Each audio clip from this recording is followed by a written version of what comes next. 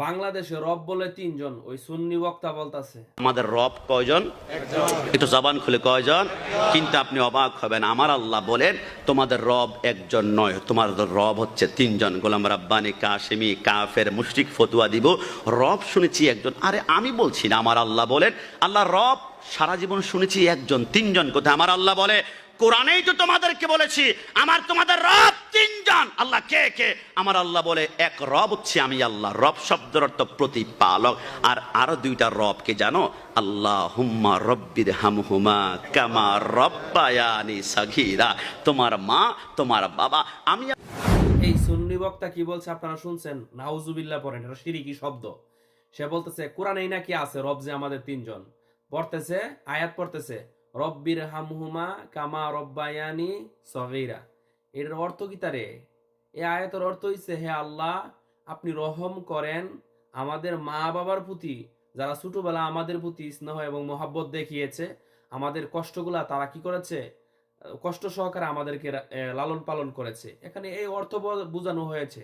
এখানে যে রব্বির হাম হুমা, এই যে রব্বির হাম হুমা শব্দটা বলা হয়েছে, এখানে ফেল আর এসিম, ফেল কারেক আর এসিম কারেক, এই নাউ সরফ না বোঝার কারণে এই সুন্নি বক্তা এখানে ভুল করে ফেলেছে।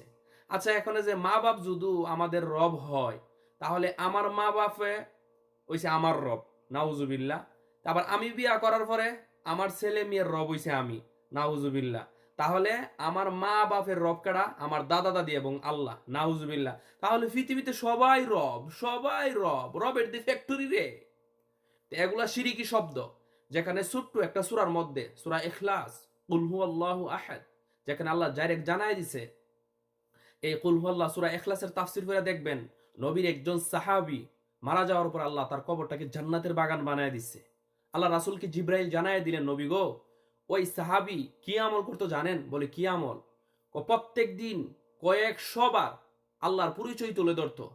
কুল হুয়াল্লাহ সূরার ভিতরে সূরা ইখলাসের মধ্যে আল্লাহর পরিচয় তুলে ধরা হয়েছে, আমাদের রবের পরিচয় তুলে ধরা হয়েছে। তারপর হচ্ছে সূরা বাকারার মধ্যে বলা হয়েছে যে আমাদের আল্লাহ যে এক। তারপরে সূরা আনআমের মধ্যে বলা হয়েছে, সূরা নাহলের মধ্যে বলা হয়েছে যে আমাদের রব যে একজন। এখন উনি নাহু সরফ কিছুই বুঝে না, ইসিম কারে কয়, ফেল কারে কয়, এটাই বুঝে না। এখানে আইসা রব বানাই লিতেছে যে আমাদের রব হইল তিনজন, নাউজুবিল্লাহ। আমাদের মা বাপ আমাদের রব হয় কেমনে? এটা তো শিরিকি শব্দ। আল্লাহর সাথে কাউকে